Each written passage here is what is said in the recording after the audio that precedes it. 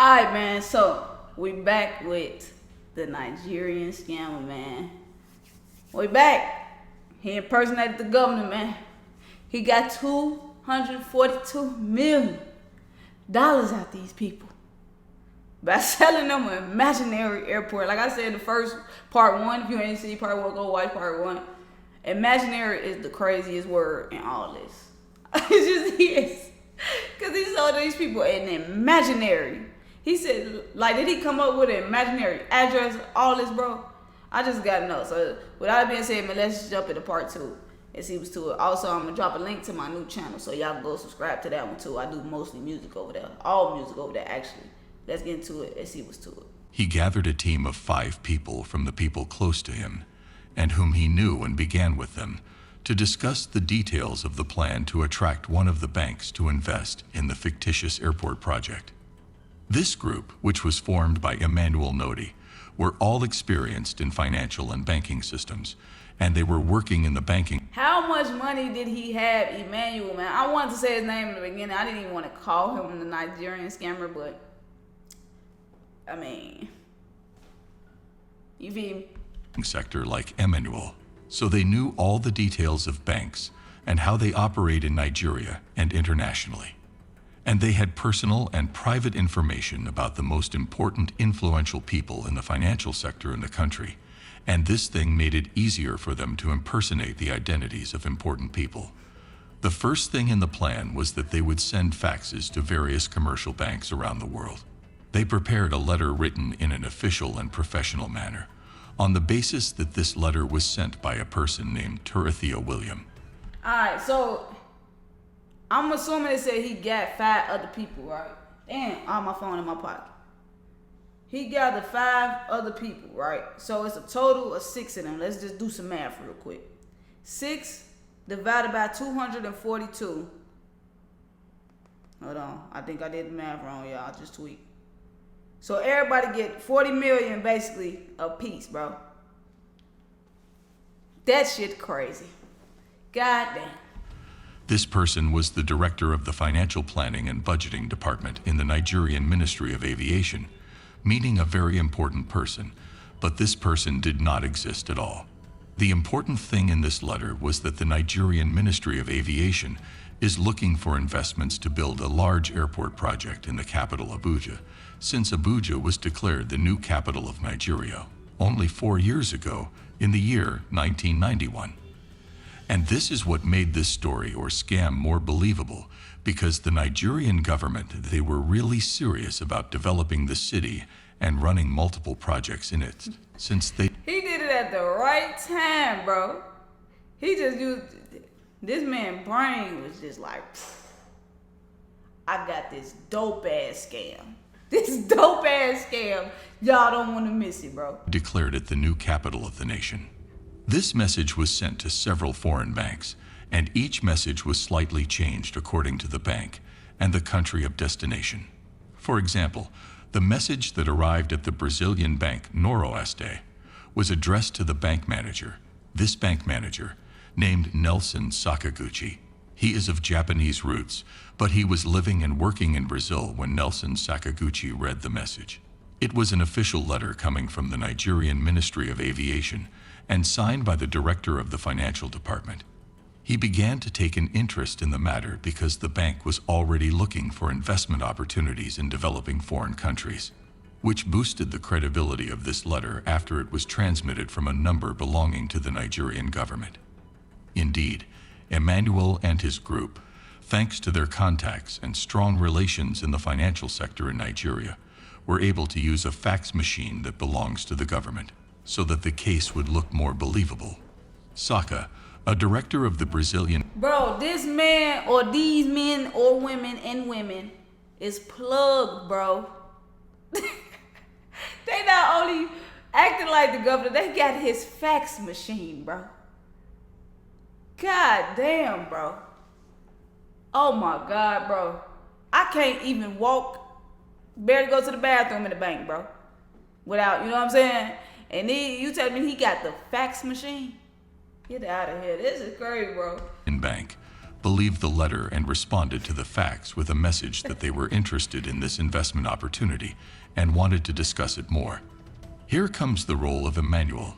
He impersonated the governor of the central bank and called Sakaguchi, and they began to talk and delve into the topic more. During this call, Sakaguchi is almost convinced of this investment and is ready to join them now. The next step was that they need to set up a meeting. Sakaguchi asked Emmanuel and said, "Let's meet either in Nigeria or you come to Brazil."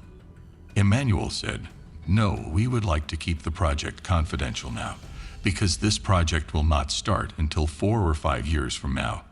So we don't want to announce the project before we start executing it. How about we meet in a place far from Nigeria and Brazil?" Saka said, "I have a job in London next week. What do you think of our meeting there?" Emmanuel answered with approval, and they agreed that they would meet in London after about a week. Emmanuel and his team wanted to prepare for this meeting. The important thing, Sakaguchi finna get his ass Saka got, bruh. He finna get his ass Saka got. He just told me, no, I don't want to do Nigeria or Brazil. Let's go somewhere else. You feel me? Folks gonna drop the whole nother low. Let's do London. Aight, we can scam you there. Let's go. is that each one of them impersonated an important person. Emmanuel, of course, as the governor of the central bank. A second of them impersonated the deputy governor, and the third took the position of director in the Ministry of Aviation. So each one of them took a position since they were 5, in addition to the wife of one of them. They prepared themselves very well. They also prepared a plan for the airport and a site and the land on which they were going to build the airport. Then they flew to London and stayed in a luxurious 5-star hotel, and when Sakaguchi arrived at the airport, they sent him a limousine to welcome him. And they booked him the best suite in the hotel. And after that, during the meeting, they introduced themselves as the characters they played. And Saka was believing everything. Of course, at that time, there was no internet, Google, or search engines, meaning Saka was not able to enter the internet and search for the governor of the Central Bank of Nigeria's pictures to See, that makes sense though. He was doing all this at the perfect time, bro. But imagine them getting ready to go scam this nigga, man. Imagine, bro, they putting on their suits. Y'all ready to go scam this motherfucker? Yeah, this man stupid as hell think we finna sell an imaginary airport that's starting in 4 to 5 years. Oh, I know Sakaguchi feel dumb as hell. He took on the meeting with some fake characters, bro. This is a whole movie. This is a movie scene that they trying on you, bro. Preparing. They have lines, bro. He is not the governor, bro. He is just Emmanuel, bro. Finesse King. confirm his identity. And on top of this, Emmanuel has fake documents that look very real, also has pictures with the president of Nigeria and the prime minister, which makes the lie look more realistic. He narrated the initial airport plans, the business plan, and the location of the land, which was all a lie. But during their meeting, Emmanuel said, "We want to keep the project confidential. This project will not start construction until 4 or 5 years from now." Saka told him, "We will send the money anytime you all would like to start the project." Emmanuel interrupted, saying, Wait. How he finna tell this man no? I need it now. How he finna tell him that, bro? How he finna tell him? "Anytime you all would like to start the project." Emmanuel interrupted, saying, "No, we cannot wait until the time of construction. The money must be in our hands sooner because all that we have is just plans. We need to start hiring companies and providing tools and materials. So the supply of money must start from now." Here Saka started to second guess himself. It was clear to Saka that there was something suspicious with Emmanuel, who pressured him and said, "Look, if you are not comfortable with this project, then there is no problem. We had a large number of investors who would like to meet with us to discuss this opportunity, but you were the first one to respond to us." He pulling game on this man. He's saying all that, but he don't want Sakatuya or whatever to get up and leave, bro. He don't want him to get up and leave. He saying, "Look, man, if you ain't comfortable, man, We can just cut it short. They gonna be mad as hell going back to the room. Like, that shit ain't even work. I told you you weren't supposed to ask him like that. You know what I'm saying? And you were excited about the idea, and also like what I told you before on the phone. We would like to reward you with a commission of $10 million for your efforts to complete the deal. But if you are not comfortable, we can look for other investors.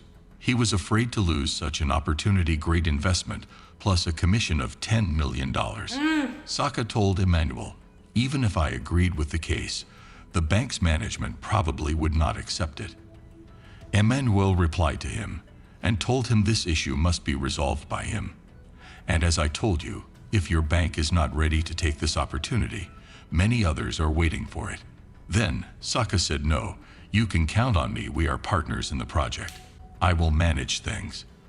From this moment, Emmanuel knew that Sakaguchi had fallen into the trap and that the 10 million he had promised had motivated him. It would let him do anything to complete this deal. Saka believed that he was Saka to you, bro. That's what you get, bro. Being so thirsty and greedy, bro. 10 million. He's just gonna give you 10 million. Not an extra one. Just 10. Not 500K. Not a reasonable number. He just said, I'm gonna give you 10 M's. Like money just. That's just money. Money just. 10? I would be like, I don't know, bro. I don't know. But like they said, the internet wasn't around. TikTok wasn't around. You can't see stuff like that. You feel me? talking to some important people from Nigeria. The agreement that was made between them in London is that the bank will invest an amount of approximately $242 million, and we are talking about the year 1995. I mean, this money today is worth about $413 million, a huge amount. And before they finished their meeting in London, Emmanuel persuaded Sakaguchi to transfer $3 million as a deposit and proof confirming their desire for this investment opportunity. Look at why they got this man looking stressed like, oh my God, he had for 3 M's, bro. Oh my God, Sakatuya, he got your ass. Ooh. Emmanuel persuaded Sakaguchi to transfer $3 million as a deposit and proof confirming their desire for this investment opportunity. Saka felt the pressure and had to pay this down payment to not lose it, and there he fell into the trap, even if he begins to suspect that the fraud is on him after the first payment. He will still pay more to remain hopeful. Sakaguchi got played psychologically, and this is the most important skill for any professional scammer. So Emmanuel insists that Sakaguchi pays a deposit of $3 million before leaving London. He became completely under Emmanuel's mercy. It was before he left. He had to work in London. How can he work under that stress? Get this man 3 M's. And then that's just 3. It said the man took $242 million. Why they just ain't stopped there? All right, let's do some math again. Let's do some math, y'all. They gave this man, what I said, it's 6 people, right? Hold on, because I don't know if I'm doing the math right. Yeah. So if it's 6 of them, they get $500K a piece. But I get it. Like they said, Emmanuel, man, he wanted millions. Millions of bucks. He wanted to chill for the rest of his life. That 3 M, but that 3 M's crazy. I don't know what I would have did. He dropped 3 M's to the bank. I saw 3 M's. Ooh, it's 3 M's in my bank account. This goofy sent $3 million. Y'all out here scamming with this weak ass cash app getting $1,000, bro. This man getting 3 M's deposited to his bank. This is crazy. Keeps sending Emmanuel millions constantly over 3 years. From the year 1995 to... Wait. He became completely under Emmanuel's mercy. Saka keeps sending Emmanuel millions constantly over 3 years. From the year 1995 to the year 1998, Saka the idiot didn't tell anyone from the bank's management, and even took some effective steps so that no one from the management and the main owners of the bank knew about it. The most important step is that he did not transfer an amount greater than $6 million in each transfer. But why did he change it in this way? They got this man risking his life, money, job, all this shit, bro. Try to keep this shit private, keeping it away from the actual bank, bro. Oh my God. He found the perfect person. This shit millions over the year from 1995 to 1998. I know he called him every day. Yeah, Emmanuel, what is looking like? What is looking like? Emmanuel, like, send the money. You know, fuck all that you talk about. Send the money right now. Saka was responsible for all transfers to foreign countries worth less than $6 million. If he wanted to transfer a larger amount, he had to take board approval. The second step was that these transfers should not be transferred to one account or one country. It needs to be transferred to different countries, for example, America, Britain, Switzerland, and Hong Kong. Even the banks to which the transfer was made were different, as these transfers were transmitted between a network of different countries and banks. No one from the bank management team was paying any attention to where is this money going, because following up on the money was supposed to be the bank manager's job. As for Emmanuel and his team in Nigeria, they used 17 banks to mix up this money and distribute it in a way that doesn't raise suspicions. This way, Saka transferred $242 million to Emmanuel and his crew within 3 years. During this period, Emmanuel was sending false documents, pictures, and contracts to convince him that the work on the airport project was still underway in preparation for the start of the real construction process. He was doing his little job, though. Emmanuel was working. I ain't gonna lie to you. Bro and his crew, you can't leave his crew out. They was working, man. They sitting there like, all right, we need fake documents. We need pictures of the contractors. Fuck it, let's go out to the land and show them that we out here with our construction helmets on. Getting ready, smiling and shit. They just got this man money in his pocket, bro. This is crazy. Told you, Emmanuel and his crew all come from a banking background. When they took this money, they invested it. Right, so they know how it go anyway. So that's what they got the upset. They not amateurs, bro. That's how they was able to pull it off. They bought real estate in Nigeria and also in different regions around the world. And they bought shares in several companies. The topic remained hidden from everyone, and it was most likely that it would not be revealed for a long time. If something unexpected had not happened, the thing was that a big bank named Santander Bank, the largest bank in Spain, wanted to acquire Noroeste Bank. So they made an offer to Noroeste Bank, and the bank's management expressed their initial approval. Of course, an acquisition approach like this is a very huge process, and before this procedure takes place, it must take a review of all the assets and documents so they can evaluate the value. So a board was formed from the two banks, the Spanish bank and the Brazilian bank, so that this board studies all the details that they need to assess the value of the bank. To their surprise, they found that about a third of Noroeste Citibank's capital missing, which is about hundreds of millions. The bank's manager, Nelson Sakaguchi, was summoned by the board of directors to explain to them what happened in the past 3 years. All right, man. I'm gonna stop you right there. Sakaguchi finna get his ass fired. He finna get his ass fired. His ass finna get out of there, bro. Damn, Sakatuya, bro. You got your ass played over 3 years. You shouldn't have took that meeting. You shouldn't have took that meeting. And then you buy your lonely. Come on, man.